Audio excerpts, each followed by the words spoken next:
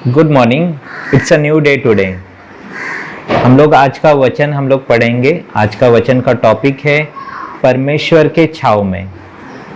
बहुत से बार हम लोग देखते हैं कि अभी कोविड सिचुएशन है, सब जगह पे प्रॉब्लम है, तो हम लोग कुछ ना कुछ हम लोगों को चाहिए रहता है, एक सुरक्षा, एक हम लोग हमेशा हाथ धोते हैं, हम लोग हमेशा प्रिकॉशन लेते हैं, फिर भी हम लोग बीमार गिरते हैं, राइट। तो हम लोग जो परमेश्वर ने उसके वचन के द्वारा हम लोगों को एक सुरक्षा दी है, और वो चीज़ है, हम लोग एक वचन पढ़ेंगे, हम लोग उसमें देखेंगे। भजन संहिता 91 वर्स 1 में हम लोग, परमेश्वर कहता है हमसे, जो परम प्रधान के छाए हुए स्थान में बैठा रहेगा वह सर्वशक्तिमान की छाया में ठिकाना पाएगा। हालेलुया। तो सबसे बड़ी प्रॉमिस हम लोगों को दिया है कि परमेश्वर ने एक स्थान बनाया है जहाँ वो स्थान पे हम लोग बैठ जा सकते हैं। हम लोग वो स्थान पे सुरक्षा है, वहाँ पे हम लोग की परमेश्वर हमसे प्यार करता है, और उसका जो प्रोटेक्शन हमारे और चारों ओर 24 घंटा रह सकता है, और वो है परमेश्वर के छाव में। तो परमेश्वर की छाव हमें कैसे पा सकते हैं? हम लोग कैसे पा सकते हैं परमेश्वर की छाव? कि हम लोग बोलते हैं कि हाँ मुझे चाहिए वो सुरक्षा, लेकिन वो छाव हम लोग को कैसे मिलेगी? तो वही हम लोग को वचन में लिखा है कि सेम वचन में कि वह सर्वशक्तिमान की छाया में ठिकाना पाएगा। कौन पाएगा ठिकाना पाएगा? जो परमेश्वर के छाए हुए स्थान में बैठा रहेगा। मतलब जो परमेश्वर के साथ बैठा रहेगा, जो परमेश्वर के वचन के साथ बैठा रहेगा, जो परमेश्वर से बातें करेगा, वही परमेश्वर के छाव में रहेगा, राइट। और हम लोग देखते हैं कि प्रभु का और एक वचन के हम लोग को हम पढ़ेंगे।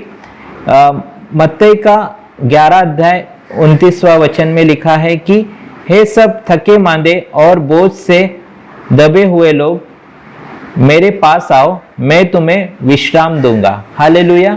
तो सबसे बड़ी बात है कि प्रभु हम लोग को बुला रहा है, किस लिए? विश्राम देने के लिए, राइट। और प्रभु का पहला वचन ऐसा लिखा है कि वो एक बोझ के दबे और थके हुए लोग। तो हम लोग हमेशा परमेश्वर के पास हमें लास्ट जाता है, हम लोग लास्ट में जाते हैं।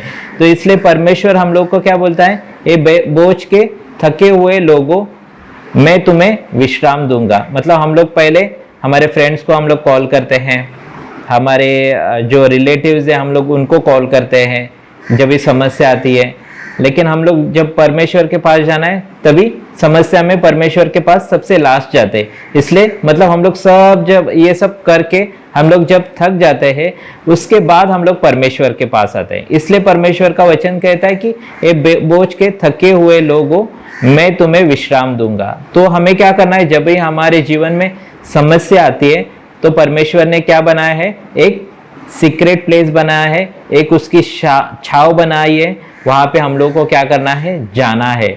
और हम लोग उसके पास कैसे जाएंगे? हम लोग फ्रीली जा सकते हैं।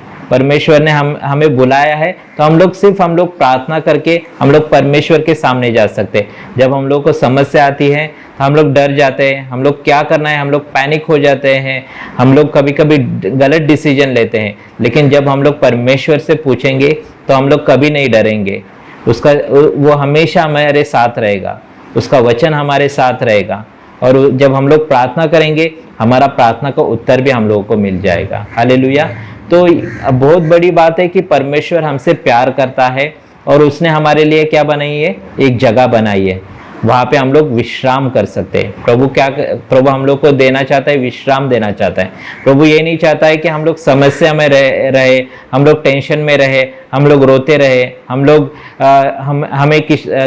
हमेशा कुरकुराते रहे। लेकिन नहीं, प्रभु हमेशा हमें शांति देना चाहता है। प्रभु हमेशा हमें उसके प्रेम से भरना चाहता है, उसके सामर्थ्य से भरना चाहता है। तो वही चीज प्रभु हम लोग को बताना चाहता है कि एक सीक्रेट प्लेस है, वहां पे हम लोग क्या करना है? वहां पे हम लोग को आना है।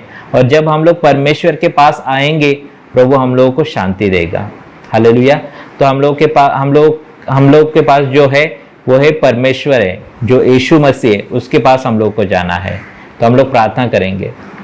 प्रभु हम तुझे धन्यवाद देते हैं मेरे प्रभु इस समय के लिए मेरे प्रभु। प्रभु हम तुझे धन्यवाद देते हैं ये वचन के लिए मेरे प्रभु परमेश्वर। प्रभु हम तुझे बहुत धन्यवाद देते हैं कि प्रभु परमेश्वर तूने हमारे लिए एक सीक्रेट प्लेस बनाया मेरे प्रभु, वहाँ पे हम लोग फ्रीली आ सकते हैं मेरे प्रभु। तुझे हम धन्यवाद देते हैं मेरे प्रभु।